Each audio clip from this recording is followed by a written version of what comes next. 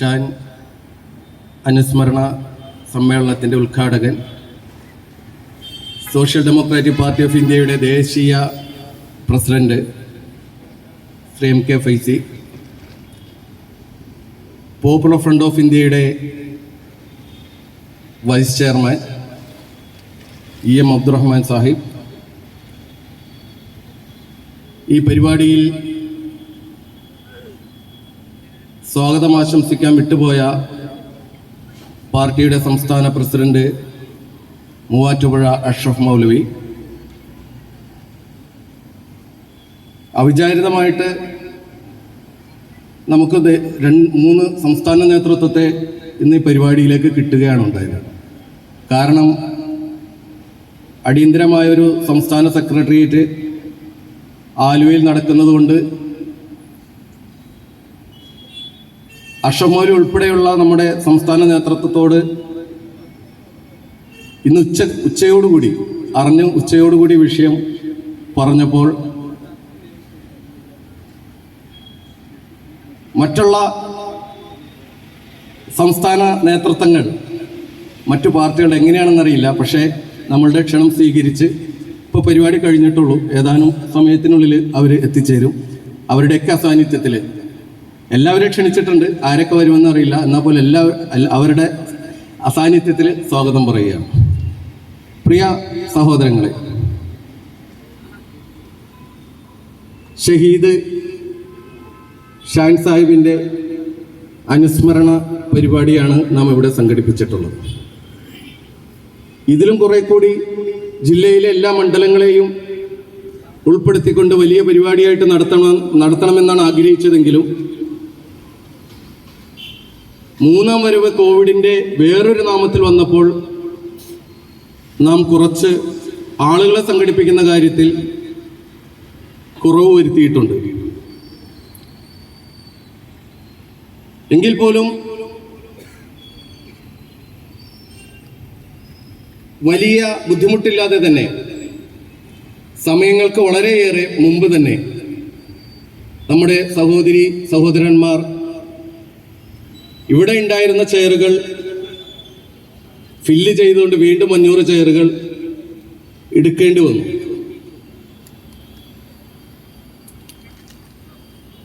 പലപ്പോഴും പല രാഷ്ട്രീയ പാർട്ടികളും വിളിക്കാറുള്ള ഒരു മുദ്രാവാക്യമാണ് നമ്മൾ വിളിച്ചു: രക്തസാക്ഷികൾ മരിക്കുന്നില്ല, ജീവിക്കുന്നു ഞങ്ങളിലൂടെ. അതുപോലെ തന്നെ രക്തസാക്ഷികൾ അമരന്മാർ, അവരുടെ മരണം കൊണ്ട് 1000 ആളുകൾ പുനർജനിക്കുമെന്നുള്ള നിലക്കുള്ള മുദ്രാവാക്യങ്ങൾ വിളിക്കുന്നുണ്ട്. പക്ഷേ ഒരുപാട് രക്തസാക്ഷികൾ പല രീതിയിൽ പല അർത്ഥത്തിൽ സമൂഹത്തിൽ ഉണ്ടായിട്ടുണ്ടെങ്കിലും, പല പാർട്ടികളിൽ ഉണ്ടായിട്ടെങ്കിലും, ഈ മുദ്രാവാക്യത്തെ അന്വർത്ഥമാക്കുന്ന രീതിയിൽ രക്തസാക്ഷിത്വത്തിന് ശേഷം ഈ പാർട്ടിയുടെ ധ്വജവാഹകരാകുവാൻ മനസ്സും കൊണ്ട് തയ്യാറായിരിക്കുന്ന ലക്ഷക്കണക്കിന് ആളുകളാണ് ഇന്ത്യയിൽ അല്ലെങ്കിൽ കേരളത്തിൽ രൂപപ്പെട്ടുള്ളത് എന്നുള്ളത് ആ മുദ്രാവാക്യത്തിൻ്റെ അടിസ്ഥാന തത്വങ്ങൾക്ക് അല്ലെങ്കിൽ അടിസ്ഥാന അർത്ഥത്തിന് വില നൽകുന്നു. 15 വർഷത്തോളമായി ഷാൻ സാഹിബായിട്ടുള്ള ഈ ഉള്ളവൻ്റെ ബന്ധം ക്യാമ്പസ് ഫ്രണ്ടിൻ്റെ സംസ്ഥാന നേതൃത്വത്തിലേക്ക് വന്നപ്പോൾ പോപ്പുലർ ഫ്രണ്ടിൻ്റെ ജില്ലാ നേതൃത്വം എന്ന നിലയിൽ പല രീതിയിലും ഇടപഴകാൻ കഴിഞ്ഞു. കഴിഞ്ഞ നവംബർ 22-23 ചെന്നൈയിലേക്കുള്ള യാത്രയിലും ഷാൻ സാഹിബ് ഉൾപ്പെടെ ഞങ്ങൾ കുറച്ചാളുകൾ ആലപ്പുഴ, എറണാകുളം, തൃശ്ശൂർ ജില്ലയിൽ നിന്ന് ട്രെയിനിൽ അങ്ങോട്ടും ഇങ്ങോട്ടും പിന്നെ അവിടത്തുള്ള പരിപാടികളും സജീവമായിട്ട് പങ്കെടുക്കാൻ കഴിഞ്ഞു. ഈ മരണത്തിന് തൊട്ട് മുമ്പ് അല്ലെങ്കിൽ മണിക്കൂറുകൾക്ക് മുമ്പ്, രാവിലെയാണോ തലേന്നാണോ, ഇന്ന് ഞാൻ എടുത്ത അദ്ദേഹത്തിൻ്റെ ശബ്ദം കേട്ടു. അദ്ദേഹം ഫോണിൽ വിളിക്കുകയും ചെയ്തിരുന്നു. പാർട്ടിയുടെ ഫണ്ട് കളക്ഷനുമായി ബന്ധപ്പെട്ട് PDF വിട്ട ഒരു ലെറ്ററിൻ്റെ കാര്യം പറയുന്നതിനാണ് ലാസ്റ്റ് എനിക്ക് കോള് വരുന്നതും അദ്ദേഹം ഫോണിൽ വോയിസ് ഇടുന്നത്. ആ ശബ്ദമാണ് RSSന്റെ കൊലക്കത്തിക്ക് ഇരയായി നിലച്ചത്. പക്ഷേ ആ ശബ്ദം ഏറ്റെടുക്കുന്നതിന് വേണ്ടി നാടിന്റെ വിവിധ ഭാഗങ്ങളിൽ നിന്ന് പതിനായിരങ്ങൾ തയ്യാറായി വരുന്നു എന്നുള്ളത് ഫാഷിസത്തെ ഭാവിയിൽ കടപുഴക്കിയെറിയാൻ കഴിയും എന്നുള്ളതിൻ്റെ ഒരു ഉദാഹരണമാണ്. 21-ാം തീയതി 22-ാം തീയതിയോ പാർട്ടി ഓഫീസിലിരിക്കുമ്പോൾ പാർട്ടിയുടെ സംസ്ഥാന നേതൃത്വത്തിലിരിക്കുന്ന ഒരു വ്യക്തിയോട് ഞാൻ ചോദിച്ചു, സാഹിബേ, ഷോക്കിൽ നിന്ന് മോചിതനായോ? അപ്പോൾ അദ്ദേഹം പറഞ്ഞു, എൻ്റെ ഉമ്മ ഇതറിഞ്ഞ് അന്ന് കിടക്കുന്നതാണ്. ഉമ്മാക്ക് വരെ വന്ന് കട്ടിലിൽ നിന്ന് എഴുന്നേൽക്കാൻ കഴിഞ്ഞിട്ടില്ല, പിന്നെ ഞാൻ എങ്ങനെയാണ് മോചിതനാകുന്നത് എന്ന് പറഞ്ഞ് അദ്ദേഹം കരയുകയാണ്. എന്നിട്ട് പറഞ്ഞു, ദേശീയ നേതൃത്വത്തിന് കോഴിക്കോട് സ്വീകരണം കൊടുക്കുന്ന പരിപാടിയിലേക്ക് ഷാൻ സാഹിബിനായിരുന്നു ട്രോഫികൾ അല്ലെങ്കിൽ ഉപഹാരങ്ങൾ വാങ്ങിക്കുന്ന ചുമതല. അപ്പൊ ഇദ്ദേഹത്തിന്റെ കുട്ടിക്കും വാങ്ങി ഒരെണ്ണം. വീട്ടിൽ വരുമ്പോൾ വീട്ടിൽ കിടന്ന് ഉമ്മയുടെ കയ്യിൽ നിന്ന് ഭക്ഷണം വാങ്ങിച്ചിട്ടാണ് പോകുന്നത് എന്ന് പറഞ്ഞ് കരയുന്നു. അപ്പോൾ ഞാൻ അദ്ദേഹത്തോട് പറഞ്ഞു, നിങ്ങൾ ഭാഗ്യവാനാണ്. കാരണം നിങ്ങൾ രണ്ടുപേരും തമ്മിലുള്ള ബന്ധമനുസരിച്ചിട്ട് നമ്മുടെ വിശ്വാസപ്രകാരമുള്ള 70 പേരിൽ ഷാൻ സാഹിബ് നിങ്ങളെ ഒരു കാരണവശാലും ഓർക്കാതിരിക്കുകയില്ല എന്ന് പറഞ്ഞുകൊണ്ട് സമാധാനിപ്പിക്കുകയാണ് ചെയ്തത്. അങ്ങനെ ഷാനുമായിട്ട് ബന്ധപ്പെട്ട ഓരോരുത്തർക്കും ഒരു പിടി കഥകൾ, ഒരുപാട് അനുഭവങ്ങൾ പങ്കുവയ്ക്കാനുണ്ട്. ഏതായാലും അതിന് ഒരുപാട് നേതൃത്വങ്ങൾ, എന്നിൽ കൂടുതൽ അദ്ദേഹവുമായി ഇടപഴകി പ്രവർത്തിച്ച ഒരുപാട് നേതൃത്വങ്ങൾ സദസ്സിലുണ്ട്. അതുകൊണ്ട് അതിലേക്ക് അധികമായി കടക്കുന്നില്ല. നമ്മുടെ ഈ പരിപാടി തീരുമാനിച്ചതിന് ശേഷം കഴിഞ്ഞ 9-ാം തീയതി ഷാൻ സാഹിബിന്റെ കൊലയുടെ മുഖ്യ ആസൂത്രകൻ എന്നറിയപ്പെടുന്ന കേരള സമൂഹം വിശ്വസിക്കുന്ന വത്സൻ തില്ലങ്കേരി പെരുമ്പാവൂരിൽ അപ്പൂസ് ഓഡിറ്റോറിയത്തിൽ വന്നൊരു മീറ്റിംഗ് നടത്തിയിട്ടുണ്ട്. 500ഓളം ആളുകൾ പങ്കെടുത്തു. ആ മീറ്റിംഗിന്റെ തീരുമാനപ്രകാരമാണ് വരാൻ പോകുന്ന 16-ാം തീയതി ഇവിടെ ഈ സ്റ്റേഡിയത്തിൽ ഇതുപോലെ സദസ്സിനെ സംഘടിപ്പിച്ചുകൊണ്ട് ഒരു വലിയ പരിപാടി SDP മറുപടി എന്നുള്ള നിലക്ക് അവരുടെ ശക്തി കാണിക്കാൻ ഇവിടെ ഉറച്ച് തീരുമാനമെടുത്തിട്ടുള്ളത്. എനിക്ക് വത്സൻ തില്ലങ്കരിയോടും അവരുടെ ഇവിടുത്തെ രാഷ്ട്രീയ സുഹൃത്തുക്കളോടും പറയുവാനുള്ളത്, പെരുമ്പാവൂർ മേഖലയിൽ ഇതിനു മുമ്പ് 6ഓളം കലാപശ്രമങ്ങൾ RSS നടത്തിയിട്ടുണ്ട്. അതിന്റെ വിജയപരാജയങ്ങൾ നിർണയിക്കുമ്പോൾ ആർക്കാണ് വിജയം സംഭവിച്ചിട്ടുള്ളതെന്നും എവിടെയാണ് പരാജയം സംഭവിച്ചിട്ടുള്ളതെന്നും വത്സൻ തില്ലങ്കരിയും പെരുമ്പാവൂരിലെ RSSന്റെ നേതാക്കന്മാരും ഓർത്തിരിക്കുന്നത് ഒന്ന് നല്ലതാണ്. ഇതിനു മുമ്പും ഇവിടെ ഇതുപോലെയുള്ള സദസ്സുകൾ, ഇതിലും വലിയ സദസ്സുകൾ കഴിഞ്ഞ 10-15 വർഷത്തെ ചരിത്രം എടുത്തു നോക്കുമ്പോൾ NRC വിഷയത്തിൽ ഇവിടെ സംഘടിപ്പിച്ച പരിപാടി അല്ലാതെ ഈ സ്റ്റേജിൽ സംഘടിപ്പിച്ചിരിക്കുന്ന പരിപാടികൾ കൂടുതലും RSSനും ഭരണകൂടത്തിനുമെതിരെ സംഘടിപ്പിച്ച പരിപാടികൾ കൂടുതലും വലിയ ജനപങ്കാളിത്തത്തോടുകൂടി നടത്താൻ സാധിച്ച ഒരു പ്രസ്ഥാനത്തിന്റെ പ്രവർത്തനം എന്ന നിലയിൽ പറയുകയാണ്. ഞങ്ങൾ വിവിധ നിറത്തിലും വിവിധ ഗുണത്തിലും മണത്തിലുമുള്ള സമൂഹത്തിന് സൗരഭ്യം നൽകുന്ന വിവിധ ഇനത്തിലുള്ള ചെടികളുടെ ഒരു പൂങ്കാവനം ഞങ്ങൾ 10-25 വർഷമായിട്ട് ഇവിടെ നട്ട് വളർത്തി നനച്ചു കൊണ്ടുവരികയാണ്. ആ പൂങ്കാവനത്തിൽ നിന്ന്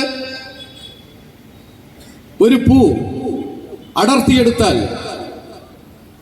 നിങ്ങളും വളർത്തുന്നുണ്ട് ഒരു ഘോരവനം. 100 വർഷമായിട്ട് വളർത്തിയെടുക്കുന്ന ആ ഘോരവനത്തിൽ വന്യമൃഗങ്ങളും പടുവൃക്ഷങ്ങളും ഒട്ടനവധിയുണ്ട്. ആ ഘോരവനത്തിൽ വംശവെറിയുടെയും വിഭജനത്തിന്റെയും വെറുപ്പിന്റെയും പ്രത്യയശാസ്ത്രത്തിന്റെ ആ ഘോരവനത്തിൽ ഒരു പുൽതാമ്പ് പോലുമില്ലാതെ പിഴുതെറിയാൻ ശേഷിയുള്ള ഒരു വിഭാഗം ഈ നാട്ടിൽ വളർന്നിരിക്കുന്നു, ഈ നാട്ടിൽ വളർന്നുകൊണ്ടിരിക്കുന്നു എന്ന് നിങ്ങൾ മനസ്സിലാക്കണം. അതോടൊപ്പം തന്നെ ഒന്നുകൂടി ഓർമ്മിപ്പിച്ചുകൊണ്ട് ഞാൻ അവസാനിപ്പിക്കുകയാണ്. കഴിഞ്ഞ ദിവസം എനിക്ക് വലിയ പരിചയമുള്ള ഒരു വീട്ടിൽ SDP-യെ കുറിച്ച് വളരെ മോശമായ ഒരു മുദ്രാവാക്യം മൊബൈൽ കേട്ടുകൊണ്ടിരിക്കുന്ന 5 വയസ്സുകാരൻ,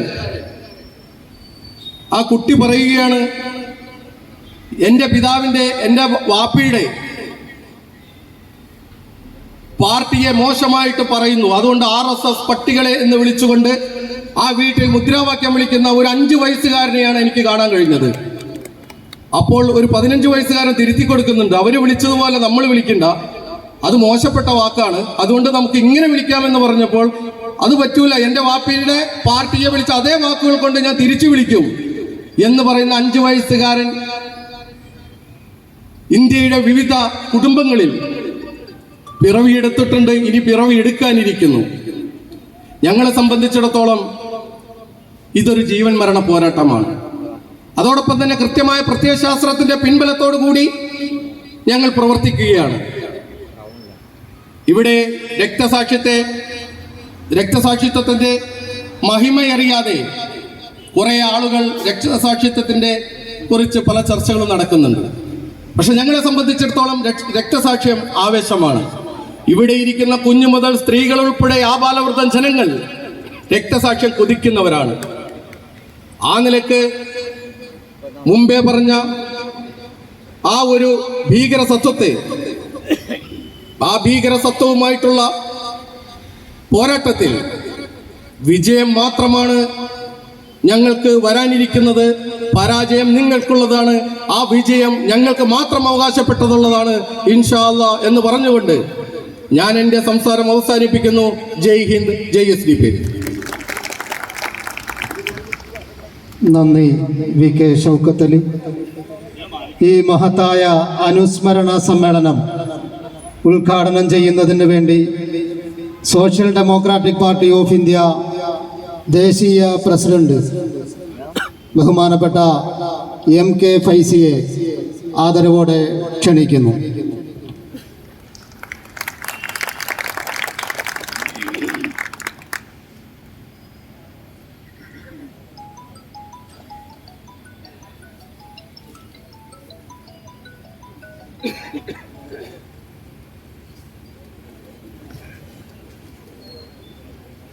അസ്സലാമു അലൈക്കും വറഹ്മത്തുള്ളാഹി വബറകാതുഹു.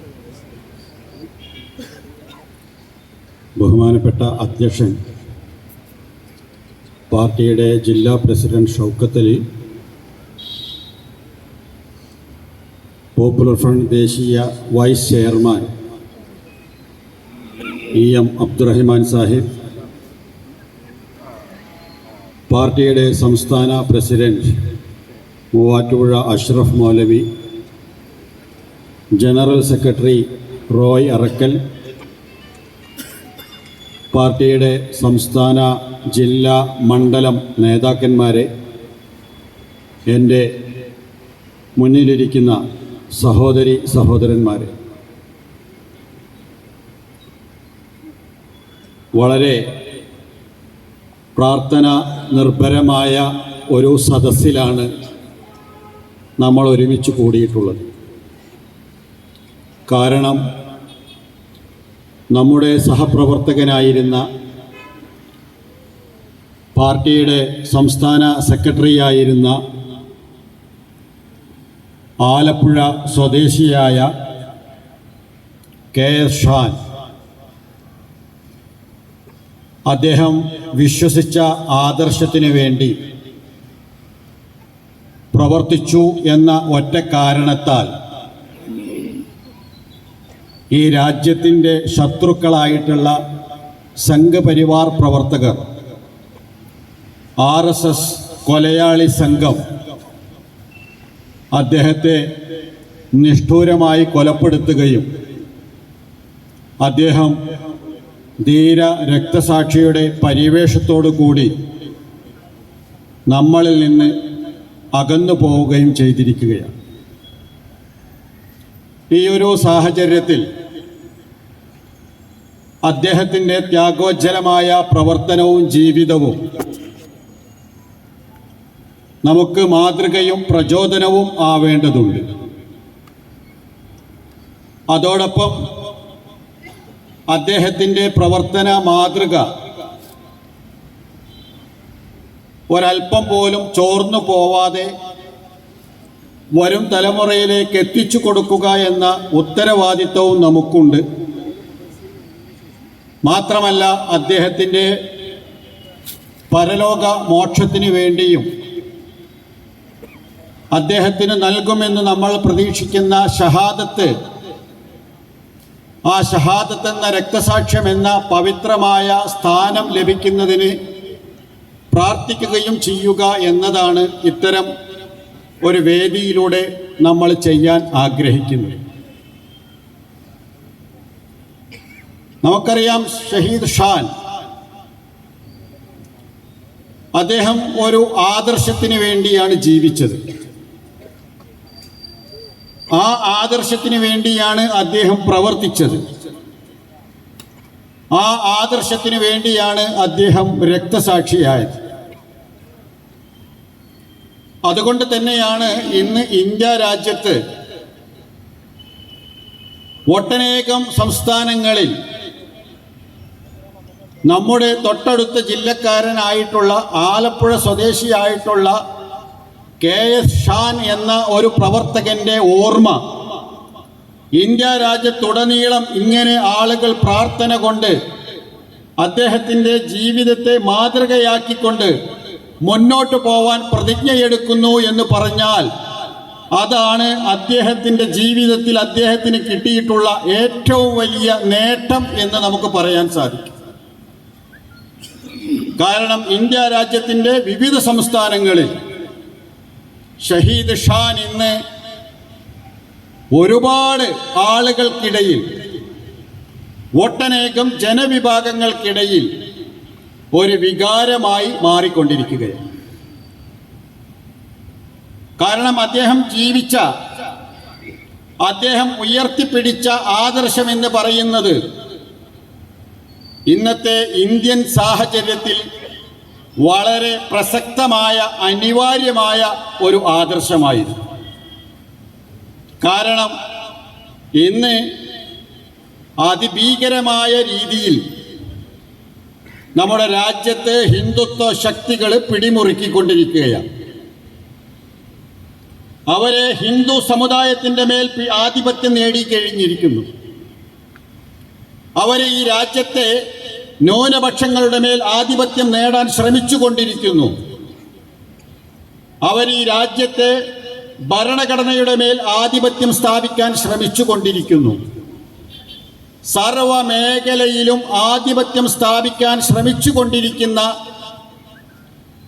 ഈ രാജ്യത്തിൻ്റെ അന്തസ്സ് തകർക്കാൻ ശ്രമിക്കുന്ന, ഈ രാജ്യത്ത് നിലനിൽക്കണമെന്ന് നമ്മളെല്ലാവരും ആഗ്രഹിക്കുന്ന സമാധാനത്തിൻ്റെ ശത്രുക്കളായിട്ടുള്ള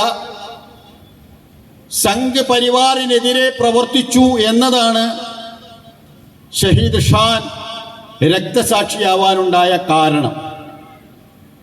കാരണം ഇന്ന് സംഘ് പരിവാർ എല്ലാ മേഖലയിലും അവരെ വളരെ ശക്തമായി പിടിമുറുക്കിക്കൊണ്ടിരിക്കുകയാണ്. നമ്മുടെ രാജ്യം ഇന്ന് ഒരു ഹിന്ദു രാഷ്ട്രമാവാൻ പോകുന്നു എന്ന് രാജ്യത്തിൻ്റെ പ്രവർത്തനങ്ങളെ വിലയിരുത്തുന്ന ഒട്ടനേകം ആളുകൾ നിരന്തരമായി നമുക്ക് മുന്നറിയിപ്പ് നൽകിക്കൊണ്ടിരിക്കുകയാണ്.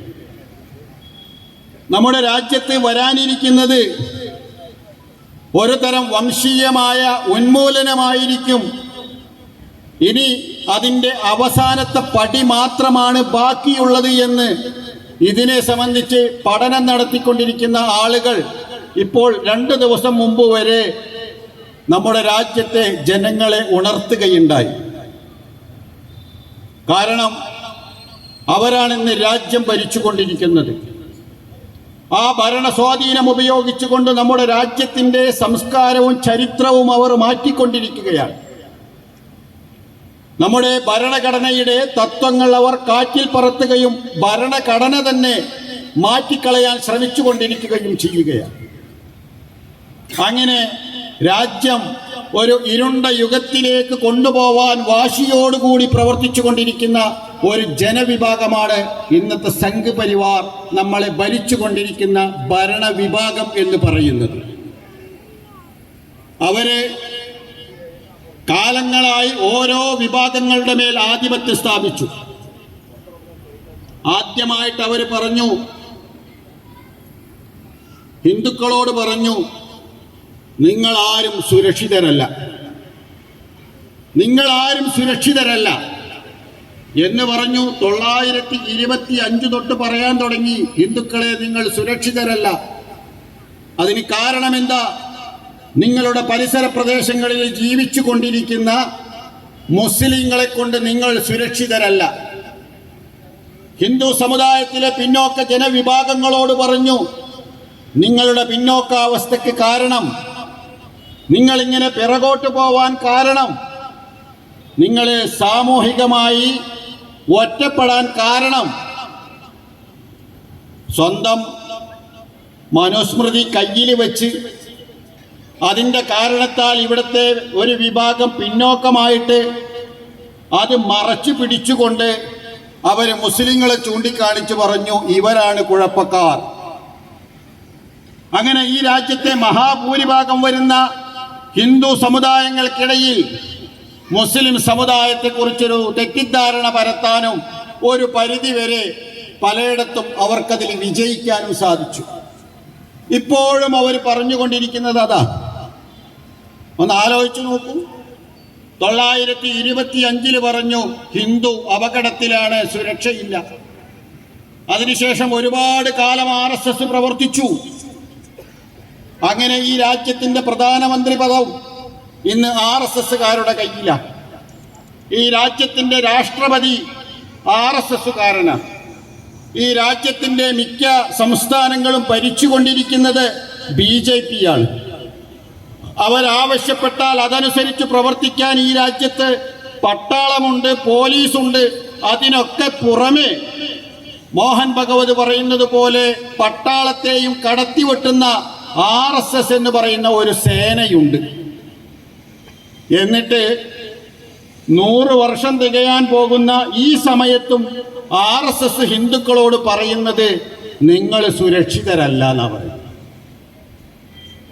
എങ്കിൽ സോഷ്യൽ ഡെമോക്രാറ്റിക് പാർട്ടി ഓഫ് ഇന്ത്യക്ക് പറയാനുള്ളത്, ഇത്രയും കാലം RSS പ്രവർത്തിച്ചിട്ട് ഈ രാജ്യത്തെ ഹിന്ദുക്കൾക്ക് സുരക്ഷ കൊടുക്കാൻ സാധിച്ചിട്ടില്ലെങ്കിൽ RSSകാരനോട് മാറി നിൽക്കാനാണ് SDPI പറയുന്നത്.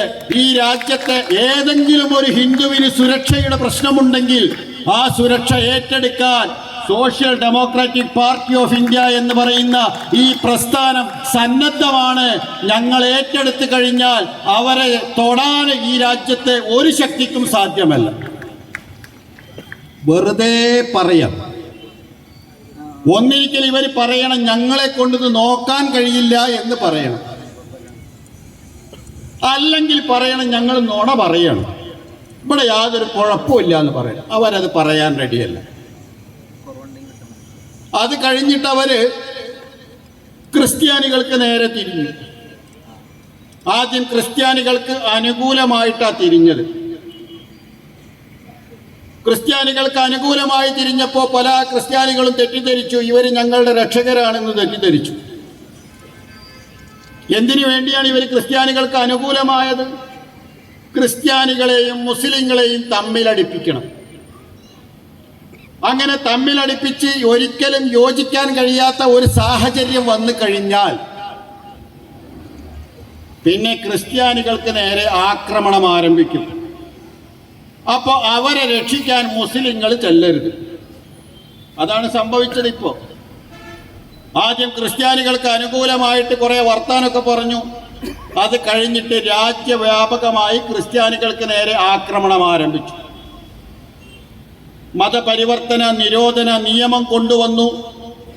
അങ്ങനെ ഏതൊരു ക്രിസ്ത്യാനിയെയും ഏതൊരു അച്ഛനെയും ഏതൊരു കന്യാസ്ത്രീയെയും ആ നിയമത്തിൻ്റെ പേരിൽ കള്ളക്കേസ് കൊടുത്ത് ജയിലിലടക്കാൻ പറ്റുന്ന ഒരു സാഹചര്യം ഉണ്ടാക്കി ഈ രാജ്യത്ത്. ഞായറാഴ്ചകളിൽ കുർബാനയ്ക്ക് പോകാൻ കഴിയാത്ത വിധം ചർച്ചുകൾക്ക് നേരെ ആക്രമണമുണ്ടായി. ഇതൊക്കെ ചെയ്യാൻ വേണ്ടിയിട്ട് ആദ്യം അവർക്ക് അനുകൂലമായി നിന്നു. ഇങ്ങനെ ജനങ്ങളെ പരസ്പരം തമ്മിലടിപ്പിക്കുക. ഇതുപോലെ സിഖുകാരോട് ഇതേ രീതിയിൽ കാണിച്ചു. ഈ ഹലാൽ വിവാദത്തിൻ്റെയൊക്കെ മറ്റൊരു പുറമത സിഖുകാരെയും മുസ്ലിങ്ങളെയും തമ്മിലടിപ്പിക്കുക എന്ന്. അങ്ങനെ മുസ്ലിങ്ങളും സിഖുകാരും ഒരുമിച്ച് നിൽക്കുന്ന ഒരു സാഹചര്യം ഉണ്ടാവരുത്. കാരണം അവർ NRC സമരത്തിലൊക്കെ മുസ്ലിങ്ങളോടൊപ്പം നിന്നതുകൊണ്ട് അവരെ തമ്മിലടിപ്പിക്കണം. അത് കഴിഞ്ഞിട്ട് സിഖുകാർക്ക് നേരെ ആക്രമണം അഴിച്ചുവിടാൻ, ഇങ്ങനെ പരസ്പരം ആളുകളെ തമ്മിലടിപ്പിച്ച് അതിലൂടെ മുതലെടുപ്പ് നടത്തുന്ന ഒരു രാഷ്ട്രീയമാണ് സംഘ് പരിവാർ ഇന്ത്യ രാജ്യത്ത് നടത്തിക്കൊണ്ടിരിക്കുന്നത്. മാത്രമല്ല, ഇന്ന് ദേശസ്നേഹത്തിൻ്റെ വലിയ വക്താക്കളായിട്ടാണ് അവർ ചമയുന്നത്. നമ്മുടെ നാട്ടിലെ BJPയുടെ നേതാക്കന്മാർ വരെ ഇടയ്ക്കിടയ്ക്ക് പ്രസംഗിക്കുമ്പോൾ പറയാറില്ലേ, ഞങ്ങൾ ദേശസ്നേഹികളാണ്, നിങ്ങളൊക്കെ രാജ്യദ്രോഹികളാണ്, അതുകൊണ്ട് നിങ്ങളെപ്പോലെയാണോ ഞങ്ങൾ എന്ന് വളരെ അഹങ്കാരത്തോടു കൂടി BJPയുടെ നേതാക്കന്മാർ ചോദിക്കുന്നത് നിങ്ങൾ കേട്ടിട്ടുണ്ടാവും. എന്നാൽ എന്ത് രാജ്യസ്നേഹമാണ് ഈ BJPയും RSSും ഈ രാജ്യത്ത് ചെയ്തിട്ടുള്ളത്? നിങ്ങൾക്കറിയോ, ഇന്ത്യ രാജ്യത്ത് ഇപ്പോൾ പല സർക്കാർ ഓഫീസുകളിലും BJPക്കാരനും RSSകാരനും ഗാന്ധിജിയുടെ ഫോട്ടോയുടെ സമീപം കൊണ്ടുപോയി വെക്കാൻ ശ്രമിക്കുന്ന ഒരു ഫോട്ടോ ഉണ്ട്, സവർക്കറുടേത്. സവർക്കറുടെ ഫോട്ടോ എല്ലായിടത്തും കൊണ്ടുപോയി വെക്കാൻ ശ്രമിക്കുന്നുണ്ട്. എന്തുകൊണ്ടാ സവർക്കർ അല്ലാത്ത ഒരാളുടെ ഫോട്ടോ വെക്കാത്തത്? നമുക്കിപ്പോൾ ഒരുപാട് ആളുകളെ വെക്കാനുണ്ടല്ലോ. ഗാന്ധിജിയുടെ വെക്കാം, സുഭാഷ് ചന്ദ്രബോസിന്റെ വെക്കാം, അബുൽ കലാം ആസാദിന്റെ വെക്കാം. ഇങ്ങനെ ഒരുപാട് ആളുകളുടെ ഫോട്ടോ നമുക്ക് വെക്കാനുണ്ട്. ഇവർക്കാകെ ഒരു ഫോട്ടോയാണുള്ളത്, സവർക്കറുടേത്. നിങ്ങൾ എപ്പോഴെങ്കിലും ആലോചിച്ചിട്ടുണ്ടോ, RSS സ്ഥാപിച്ച ഹെഡ്ഗേവാറുടെ ഫോട്ടോ ഇവർ വെക്കാറില്ല. അതിനുശേഷം വന്ന ഗോൾവാൾക്കറുടെ ഫോട്ടോ ഇവർ വെക്കാറില്ല. ആകെ വെക്കുന്നത് സവർക്കറുടെ ഫോട്ടോയാണ്. കാരണം എന്താ?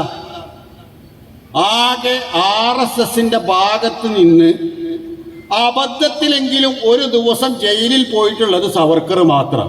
അദ്ദേഹം പോയതിൻ്റെ കഥ നിങ്ങൾക്കും എല്ലാവർക്കും അറിയാം. ആകെ മാപ്പ് എഴുതി കൊടുത്ത് കരഞ്ഞ് പിടിച്ച് നൊലോളിച്ച് ആകെ ഇടങ്ങറാക്കിയിട്ട് പുറത്ത് ചാടിയ ആളാണ്.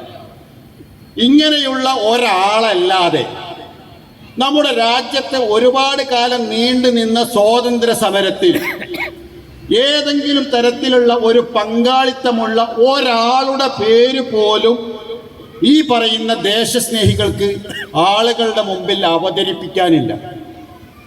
സവർക്കർ ദേശസ്നേഹം എല്ലാവർക്കും അറിയാം. അതിനേക്കാൾ കഷ്ടമാണ് ബാക്കിയുള്ളവരുടെ കാര്യം. മാത്രമല്ല, നമ്മുടെ രാജ്യത്തിൻ്റെ രഹസ്യങ്ങൾ ചോർത്തിക്കൊടുത്തതിൻ്റെ പേരിൽ പല സമയങ്ങളിലായിട്ട് നമ്മുടെ രാജ്യത്ത് പോലീസുകാർ പലരെയും പിടിക്കാറുണ്ട്. എന്തുകൊണ്ട്? നമ്മുടെ രാജ്യത്തിൻ്റെ രഹസ്യങ്ങൾ ചോർത്തിക്കൊടുത്ത് പോലീസ് പിടിക്കുന്നവരുടെ കൂട്ടത്തിൽ ഒരു മുസ്ലിമിനെ കാണാൻ സാധിക്കില്ല. ദലിത് സമുദായത്തിൽപ്പെട്ട ഒരാളെ നിങ്ങൾക്ക് കാണാൻ സാധിക്കില്ല. ക്രിസ്ത്യൻ സമുദായത്തിൽപ്പെട്ട ഒരാളെ നിങ്ങൾക്ക് കാണാൻ സാധിക്കില്ല. അതിനു പകരം ദേശസ്നേഹികൾ എന്ന് ഇവർ തന്നെ പറയുന്ന ഇവരുടെ ആളുകൾ മാത്രം, അതും ഇവരുടെ ഭരണത്തിൽ ഉണ്ടായിട്ട് പോലും രാജ്യത്തിൻ്റെ രഹസ്യങ്ങൾ ഒറ്റുകൊടുത്തതിൻ്റെ പേരിൽ പിടിക്കപ്പെടുന്നുണ്ട് എങ്കിൽ അതിൻ്റെ അർത്ഥം ഈ രാജ്യത്തെ നശിപ്പിക്കാൻ ശ്രമിക്കുന്ന ഒരേ ഒരു വിഭാഗമേ ഇന്ത്യ രാജ്യത്തുള്ളൂ. അത് BJPയും RSSും ഉൾക്കൊള്ളുന്ന ഹിന്ദുത്വ രാഷ്ട്രീയത്തിൻ്റെ വക്താക്കളാണ്. ആ രാഷ്ട്രീയത്തിനെതിരായിരുന്നു ഷാനടക്കമുള്ള ആളുകൾ പ്രവർത്തിച്ചിരുന്ന രാഷ്ട്രീയം എന്ന് പറയുന്നത്. അതിനെ ചോദ്യം ചെയ്തുകൊണ്ടുള്ള രാഷ്ട്രീയമായി. പക്ഷേ ദൗർഭാഗ്യവശാൽ ഇന്ന് നമ്മുടെ രാജ്യത്ത് ഈ ഒരു ഭീകരമായ രാഷ്ട്രീയ സാഹചര്യം ഉണ്ടായിട്ട് ആ രാഷ്ട്രീയ സാഹചര്യത്തെ അഡ്രസ് ചെയ്യാൻ നമ്മുടെ രാജ്യത്തെ പ്രധാനപ്പെട്ട രാഷ്ട്രീയ പാർട്ടികൾ തയ്യാറാകുന്നില്ല. ഇന്ത്യ രാജ്യത്ത് ഈ ഭീകരമായ രാഷ്ട്രീയ സംഗതികൾ നടക്കുമ്പോൾ അത് രാജ്യത്ത് അപകടമാണ് എന്ന രീതിയിൽ ശക്തമായ പ്രചാരണ പരിപാടി കൊണ്ട് സംഘപരിവാറിനെ നേരിടാൻ ഈ രാജ്യത്ത് ഒരു രാഷ്ട്രീയ പാർട്ടിയും, എന്ന് വെച്ചാൽ മുഖ്യധാരക്കാരനാണ് ഞങ്ങൾ എന്ന് അഹങ്കരിക്കുന്ന ഒരു രാഷ്ട്രീയ പാർട്ടിയും ഇന്നേ വരെ തയ്യാറായിട്ടില്ല. എല്ലാവരും RSSകാരൻ വിരിച്ച ഒരു പരവതാനിയുണ്ട്, ഹിന്ദുത്വ രാഷ്ട്രം എന്ന് പറയുന്ന ഒരു പരവതാനി. ആ പരവതാനിയിൽ ചവിട്ടിക്കൊണ്ടാണ് ഇന്ത്യയിലെ മിക്ക രാഷ്ട്രീയ പാർട്ടികളും ഈ രാജ്യത്തെ ജനങ്ങളോട് സംസാരിക്കുന്നത്. എന്ന് വെച്ചാൽ ഹിന്ദുത്വ രാജ്യം ഇവിടെ ഉണ്ടായാൽ പ്രത്യേകിച്ചൊരു രാഷ്ട്രീയ പാർട്ടിക്കും ഒരു പ്രശ്നവുമില്ല. തർക്കം ആ ഹിന്ദുത്വ രാജ്യത്ത് ആരുടെ ഭരണം വേണം എന്നത് മാത്രമാണ് തർക്കം. അത് മോദി വേണോ അതല്ല ഞങ്ങളാള് വേണോ എന്ന കാര്യത്തിൽ മാത്രമാണ് നമ്മുടെ രാജ്യത്ത് ഇപ്പൊ തർക്കമുള്ളൂ. അല്ലാതെ ഹിന്ദു രാഷ്ട്രം വരുന്നത് അപകടമാണ്, നമ്മുടെ ഭരണഘടന ഇല്ലാതാവാൻ പോകുന്നു എന്ന ഒരു വിഷമം അത് നമ്മുടെ നാട്ടിൽ കോൺഗ്രസ്സുകാരനില്ല, ദേശീയ തലത്തിൽ പ്രവർത്തിക്കുന്ന മറ്റൊരു രാഷ്ട്രീയ പാർട്ടിക്കില്ല, മൊത്തം ഫാഷിസത്തെ നോക്കാൻ ഞങ്ങളുണ്ട് എന്ന് പറയുന്ന CPM ഉൾപ്പെടെയുള്ള ഇടതുപക്ഷത്തിനും ഇല്ല. മറിച്ച് എല്ലാവരും ഈ ഒരു പ്ലാറ്റ്ഫോമിൽ നിന്നിട്ടാണ് സംസാരിക്കുന്നത്. അതുകൊണ്ടാണ് വരാനിരിക്കുന്ന ഉത്തർപ്രദേശ് തെരഞ്ഞെടുപ്പിൽ യോഗി ആദിത്യനാഥ് ഹിന്ദുത്വ രാജ്യം ഉണ്ടാക്കും എന്ന് പറയുമ്പോൾ അഖിലേഷ് യാദവ് പറയുന്നത് ഞാൻ സ്വപ്നത്തിൽ കണ്ടു രാമരാജ്യം ഉണ്ടാക്കും എന്നാണ്. ഒരാൾ പ്രായോഗികമായിട്ട് പറയുമ്പോൾ മറ്റാൾ സ്വപ്നത്തിൽ കാണുന്നു. ഈ ഒരു വ്യത്യാസമേ ഉള്ളൂ. സംഭവം രണ്ടാൾ ഉണ്ടാക്കാൻ പോകുന്നത് ഒന്ന് തന്നെയാണ്. എവിടെയാ വ്യത്യാസം? അത് തന്നെയാണ് കോൺഗ്രസ് പറഞ്ഞുകൊണ്ടിരിക്കുന്നത്. കോൺഗ്രസ് ഈ അടുത്ത കാലത്ത് പ്രിയങ്ക ഗാന്ധിയുടെ പ്രസ്താവന എന്താ? ഏറ്റവും കൂടുതൽ ബ്രാഹ്മണരെ മുഖ്യമന്ത്രിയാക്കിയ പാർട്ടി എൻ്റെ കോൺഗ്രസ് ആണ് എന്നാ പറഞ്ഞു. എന്താണ് ആ പറഞ്ഞതിൻ്റെ അർത്ഥം? എന്ന് വെച്ചാൽ എല്ലാവരും ഈ ഒരു നിലപാടോട് കൂടിയാണ് പോയിക്കൊണ്ടിരിക്കുന്നത്. ഇവിടെ ഇന്ന് എല്ലാവർക്കിടയിലും ഒരു തരം ഒത്തുതീർപ്പ് ഫാഷിസത്തിന്റെ രാഷ്ട്രീയത്തോട് ഉണ്ടായിക്കൊണ്ടിരിക്കുകയാണ്. അതിലെ ഒരു തരം ഇസ്ലാമോഫോബിയ നമ്മുടെ രാജ്യത്തെ മിക്ക രാഷ്ട്രീയ പാർട്ടികളെയും ഇന്ന് പിടികൂടിക്കൊണ്ടിരിക്കുകയാണ്. ഇത് അപകടകരമായ ഒരു സാഹചര്യത്തിലേക്കാണ് പോകുന്നത്. പണ്ട് ദലിത് സമുദായത്തിൽപ്പെട്ട ആളുകളെ എങ്ങനെയാണോ ജാതി പറഞ്ഞുകൊണ്ട് അന്യവൽക്കരിച്ചത്, അതുപോലെ ഇസ്ലാമോഫോബിയ പടർത്തി മുസ്ലിങ്ങളെയും അന്യവൽക്കരിക്കാനുള്ള ശ്രമങ്ങൾ നമ്മുടെ രാജ്യത്ത് ഉണ്ടായിക്കൊണ്ടിരിക്കുന്നു. സംഘപരിവാറിന്റെ ഈ ഒരു ശ്രമത്തിന് സഹായകമാകുന്ന രീതിയിൽ നമ്മുടെ നാട്ടിലെ മിക്ക രാഷ്ട്രീയ പാർട്ടികളും അതനുസരിച്ച് പ്രവർത്തിച്ചു കൊണ്ടിരിക്കുന്നു. നോക്കൂ, നമ്മുടെ കേരളം ഭരിച്ചുകൊണ്ടിരിക്കുന്നത് ഇടതുപക്ഷമാണ്, CPM ആണ്. ഒരു രാജ്യത്ത് ഇടതുപക്ഷ ഗവൺമെന്റ് വന്നാൽ എങ്ങനെയായിരിക്കുമെന്ന് ഇടതുപക്ഷക്കാർക്ക് ചൂണ്ടിക്കാണിക്കാൻ ഇന്ത്യ രാജ്യത്ത് ഒരേ ഒരു സംസ്ഥാനമേ ഉള്ളൂ, അത് കേരളമാണ്. വേറെയുള്ള എവിടെയും ഇല്ല. എന്താണ് കേരളത്തിലെ സ്ഥിതി? നിങ്ങളൊന്ന് ആലോചിച്ചു നോക്കൂ. കേരളത്തിൽ അടുത്ത ദിവസങ്ങളിൽ കേരളത്തിലുണ്ടായ മുഴുവൻ കുഴപ്പങ്ങളും കലാപങ്ങളുടെയും ഉത്തരവാദി സംഘപരിവാറാണ് എന്ന് കേരള രാഷ്ട്രീയം നിരീക്ഷിക്കുന്ന ഏവർക്കും അറിയാം. സമാധാനാന്തരീക്ഷമുള്ളയിടത്ത് പോയിട്ട് കൊലപാതകങ്ങൾ നടത്തുക, ഈ രാജ്യത്തെ ന്യൂനപക്ഷങ്ങളുടെ ആരാധനാലയങ്ങൾ തല്ലിത്തകർക്കുമെന്ന് പരസ്യമായിട്ട് പ്രകടനം നടത്തുക, രാജ്യത്ത് ഒരു മതവിഭാഗത്തിനെതിരെ മോശമായ രീതിയിലുള്ള പ്രചാരണങ്ങൾ നടത്തുക, അവരെ കൊലവിളിക്കുന്നതിനാവശ്യമായ രീതിയിൽ ആയുധ പ്രദർശനങ്ങളും പരിശീലനങ്ങളും നടത്തുക, അതിനെ പ്രോത്സാഹിപ്പിക്കുന്ന തരത്തിൽ സോഷ്യൽ മീഡിയയിലൂടെ ക്യാമ്പയിൻ നടത്തുക, ഇതൊക്കെ വളരെ സജീവമായി നമ്മുടെ സംസ്ഥാനത്ത് നടന്നുകൊണ്ടിരിക്കുമ്പോൾ അതിനെതിരെ ഒരക്ഷരം പറയാതെ, അതിനെതിരെ ഒരു ഭരണകൂടം എന്ന നിലക്ക് നിയമപരമായി നടപടിയെടുക്കാതെ, പിന്നീട് എന്തെങ്കിലും ഉണ്ടാവുമ്പോൾ തൂക്കമൊപ്പിക്കുന്നതിന് വേണ്ടി അക്രമിയെയും ഇരയെയും സമീകരിക്കുന്ന, ഇവരൊക്കെ കുഴപ്പമുണ്ടാക്കുന്നവരാണ് എന്ന് വരുത്തി തീർക്കാൻ ശ്രമിക്കുന്ന ഉത്തരവാദപ്പെട്ട നേതാക്കന്മാരുടെ പ്രസ്താവന അത് നമുക്ക് വ്യക്തമാക്കി തരുന്നത് അവരാരും ഈ സംഘപരിവാർ ആക്രമണങ്ങളെ, സംഘപരിവാറിന്റെ ഈ വർഗീയ രാഷ്ട്രീയത്തെ നേരിടാനോ അഡ്രസ് ചെയ്യാനോ ഒരു ഭരണകൂടം എന്ന നിലക്ക് നടപടിയെടുക്കാനോ തയ്യാറല്ല എന്നാണ് വ്യക്തമാക്കുന്നത്. അവർ വ്യക്തമായിട്ട് പറയുന്നുണ്ട് ഞങ്ങൾ ഇതിൽ ഇടപെടൂല. പക്ഷെ നമ്മളെ ചില ആളുകൾക്ക് ഒരു തോന്നലാണ്, എന്നാലും അവർ സഹായിക്കും, അവരില്ലെങ്കിൽ ഇതൊന്നും നോക്കാൻ ആരുമില്ല എന്ന് നമുക്കൊരു തോന്നല. അവർ കൃത്യമായിട്ട് പറയുന്നുണ്ട് നോക്കൂല. അതാണല്ലോ ഈ അടുത്ത് ഉത്തരവാദപ്പെട്ടവർ പറഞ്ഞത്, SDPIയും RSSും കുഴപ്പമുണ്ടാക്കുന്നു എന്നാ പറഞ്ഞത്. അല്ലാതെ RSSകാർ ഞാൻ ഈ പറഞ്ഞ സംഭവങ്ങൾ മുഴുവൻ കേരളത്തിൽ നടത്തിയപ്പോഴൊന്നും ഒരക്ഷരം മിണ്ടാതെ പകരം അത് ചോദ്യം ചെയ്യുമ്പോൾ അല്ലെങ്കിൽ അക്രമിയുടെ കൈക്ക് പിടിക്കുമ്പോൾ അതാ കുഴപ്പക്കാർ വന്നിരിക്കുന്നു എന്ന് പറഞ്ഞിട്ട് ഇതിനെ സമീകരിക്കാൻ ശ്രമിക്കുന്നത് ഈ സമുദായത്തെ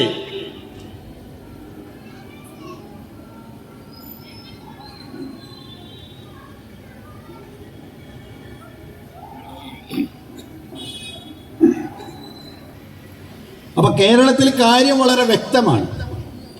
ഒരിക്കൽ പോലും ഇവര് ഇത് അഡ്രസ് ചെയ്യാൻ തയ്യാറല്ല. എന്ന് വെച്ചാൽ ഇവര് ചെയ്തുകൊണ്ടിരിക്കുന്നത് ആരാണോ സംഘപരിവാറിന്റെ RSSന്റെ ഇരകൾ അവരെ സഹായിക്കാൻ എന്ന വ്യാജേന ഈ സമുദായത്തെ RSSന്റെ കശാപ്പ് ശാലയിലേക്ക് കൂട്ടിക്കൊടുക്കുന്ന വളരെ ഭീകരമായ ഒരു രാഷ്ട്രീയമാണ് കേരളത്തിലെ ഇടതുപക്ഷം ചെയ്യുന്നത്. അതല്ലാതെ നമ്മളെ സഹായിക്കാനല്ല. നോക്കൂ, ഇന്ന് ഇന്ത്യ രാജ്യത്ത് എവിടെയും പോയി നമുക്ക് മോദിക്കെതിരെ പ്രസംഗിക്കാം, യോഗിക്കെതിരെ പ്രസംഗിക്കാം, RSSനെതിരെ പ്രസംഗിക്കാം. ഈ അടുത്ത ദിവസം ഉത്തർപ്രദേശിൽ പോയിട്ട് വരെ നമ്മൾ പ്രസംഗിച്ചിട്ടാണ് വന്നത്. പക്ഷെ കേരളത്തിൽ RSSനെതിരെ സംസാരിച്ചാൽ,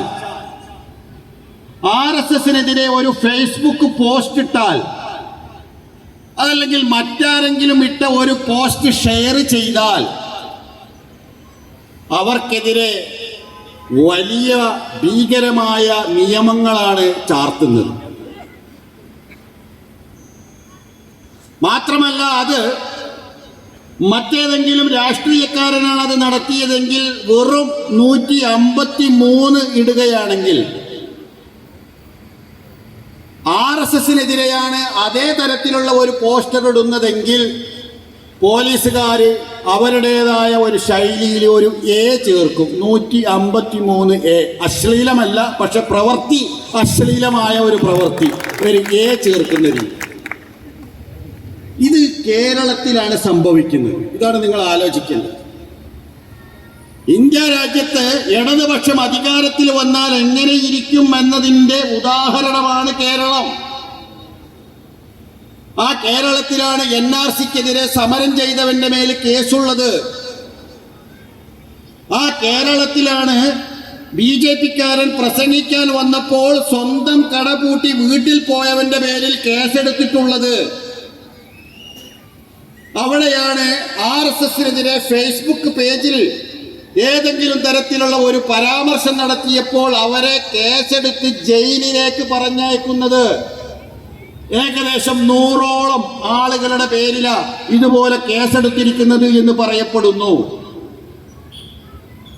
ഇതേ സമയത്ത് ത്രിപുരയിലേക്ക് കലാപം റിപ്പോർട്ട് ചെയ്യാൻ പോയ മാധ്യമ പ്രവർത്തകർക്കെതിരെ കേസെടുത്തതിന് സുപ്രീം കോടതി നഖശികാന്തം എതിർത്ത് കേസ് തള്ളിയ ഒരു പശ്ചാത്തലത്തിലാണ് ഇടതുപക്ഷം ഭരിക്കുന്ന കേരളത്തിൽ ഇതേപോലെയുള്ള കാര്യങ്ങൾ നടക്കുന്നത്.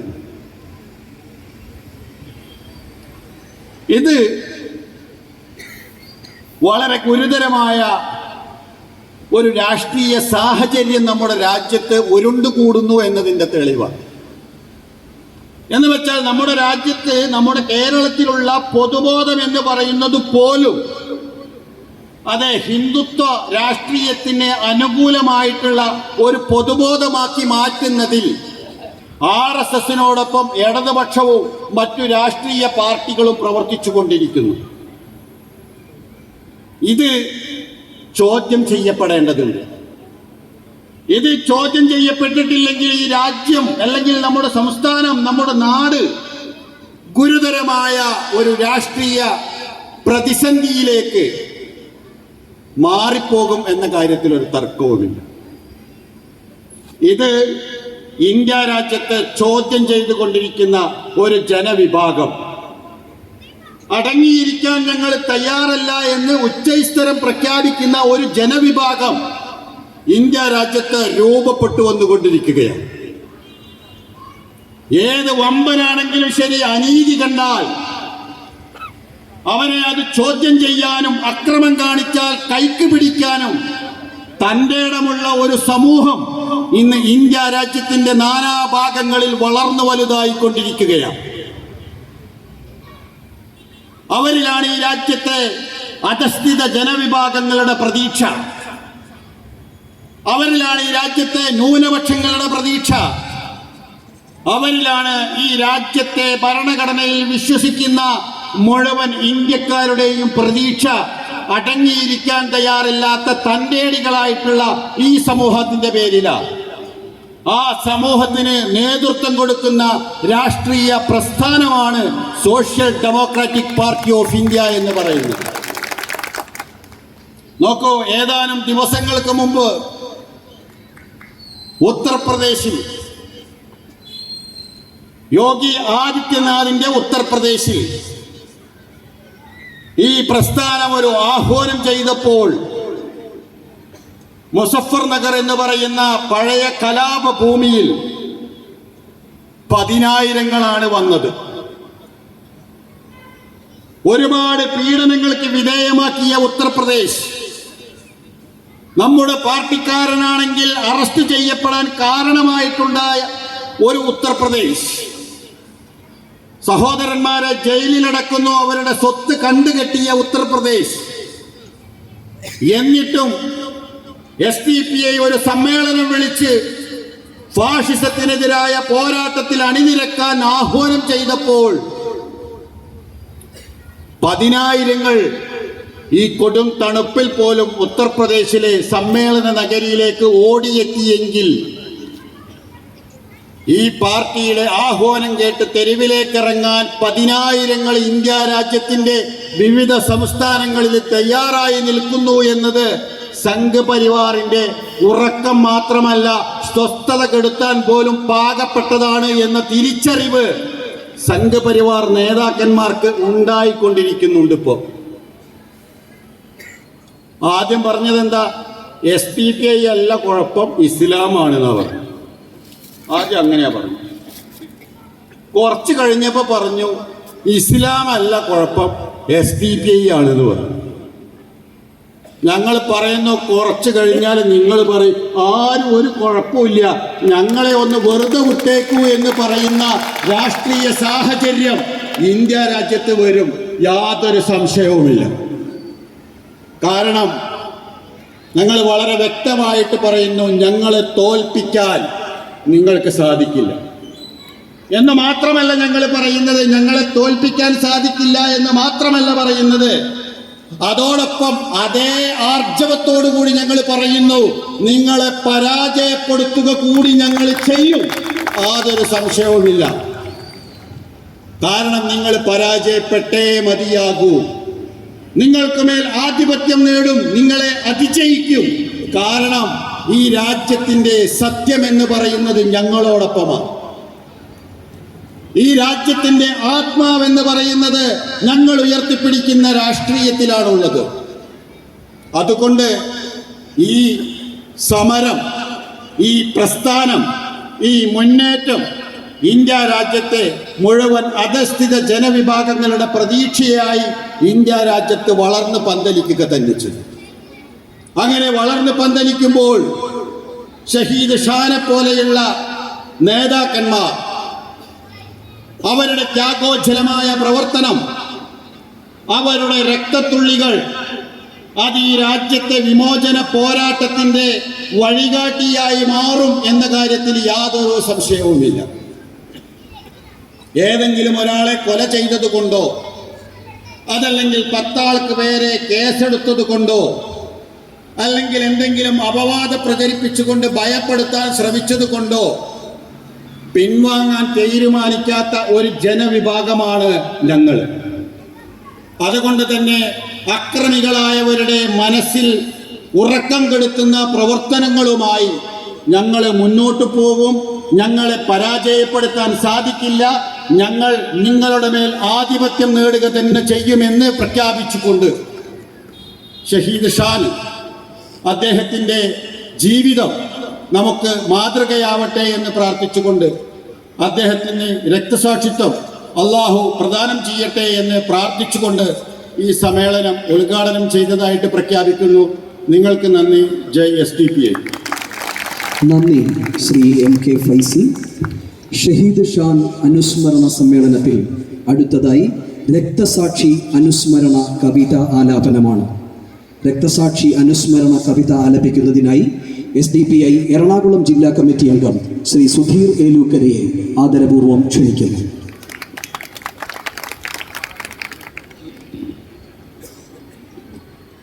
ഹലോ. വിമൺ ഇന്ത്യ മൂവ്മെൻ്റ് സംസ്ഥാന പ്രസിഡന്റ്, നമുക്കെല്ലാം പ്രിയങ്കരിയായ റൈഹാനത്ത് ടീച്ചർ എഴുതിയ ഒരു പാട്ടാണ് ഞാൻ ആലപിക്കാൻ പോകുന്നത്.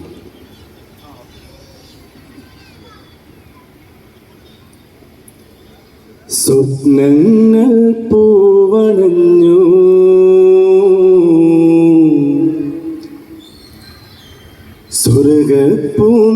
സ്വർഗപ്പൂന്തോപ്പണഞ്ഞു, സ്വപ്നങ്ങൾ പൂവണഞ്ഞു, സ്വർഗപ്പൂന്തോപ്പണഞ്ഞു, സൗഭാഗ്യതേരിൽ സായൂജ്യമേകി സാഫല്യം പൂത്തുലഞ്ഞു, സ്വർഗപ്പൂന്തോപ്പണഞ്ഞു, സ്വപ്നങ്ങൾ പൂവണഞ്ഞു, സ്വർഗപ്പൂന്തോപ്പണഞ്ഞു. മരണം മാറി നിൽക്കുന്ന മന്ത്രം മാലാഖമർഹബ പാടും മീണം. മരണം മാറി നിൽക്കുന്ന മന്ത്രം മാലാഖമർഹബ പാടും മീണം.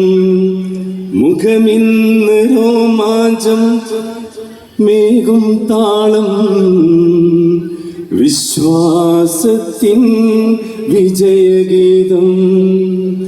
യാ ശഹീദ് യാ ശഹീദ് യാ ശഹീദേ അസ്സലാം, യാ ശഹീദ് യാ ശഹീദ് യാ ശഹീദേ അസ്സലാം. സ്വപ്നങ്ങൾ പൂവണിഞ്ഞു, സ്വർഗപ്പൂന്തോപ്പണഞ്ഞു.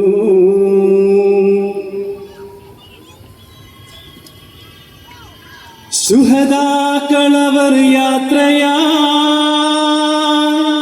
സുഹദാ പറവകൾ പറന്നുപോയി സുഹദാക്കളവർ യാത്രയാ സുഹദാ പറവകൾ പറന്നുപോയി നാഥന്റെ സവിധത്തിൽ അർശിൻ തണലിൽ കൂടുന്നു കൂട്ടാൻ ഉയർന്നു